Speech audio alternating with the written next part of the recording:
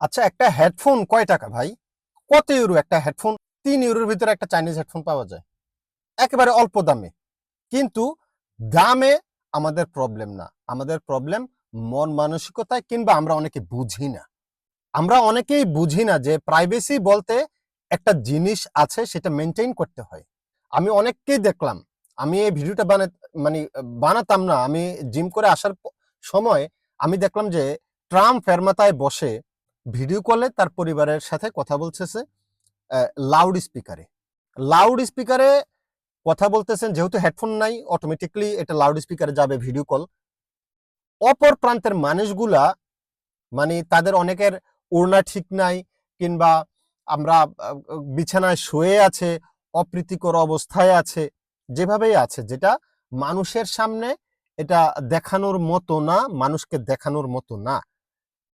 কিন্তু আপনি যখন বসে বসে ফেরমাতায় বসে বসে ভিডিও কলে কথা বলছেন, আশেপাশে দিয়ে যাওয়া লোকগুলা কিন্তু আপনার ফোনের দিকে নজর দেয়, আপনার মোবাইলের স্ক্রিনের দিকে, এবং তারা আপনার ওয়াইফকে, আপনার মাকে, যার সাথে আপনি কথা বলছেন, তাদেরকে দেখতেছে, তাদের অপ্রীতিকর থাকা অবস্থায় দেখতেছে।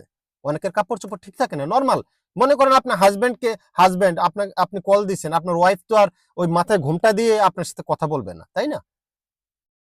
তো প্রাইভেসি বলতে তো একটা জিনিস আছে, আমরা এটা কেন বুঝি না? আপনি কোনো ইটালিয়ানকে দেখবেন না, বা কোনো বিদেশিকে, খুব কম সংখ্যক বিদেশিকে দেখবেন আপনি ভিডিও কলে কথা বলতেছে হেডফোন ছাড়া, কাউকে দেখবেন না। কারণ তারা প্রাইভেসির শব্দের অর্থটা জানে, প্রাইভেসি কিভাবে মেনটেন করতে হয় সেটা তারা জানে। আমরা কেন জানি না? আমরা অনেকেই আসলে এই জিনিসটা খেয়াল করি না, এটা খেয়ালের দোষ। অনেকে প্রাইভেসি মানে জিনিসটা বোঝে না, আবার অনেকেই মনে করেন যে খেয়াল একটা বেহুশিয়ারি যেটাকে বলে, মানে তার কাছে টাকাও আছে, সে এটা ইচ্ছা করলেই কিনতে পারে, বাট ওইটা তার মাথায় আসতেছে না।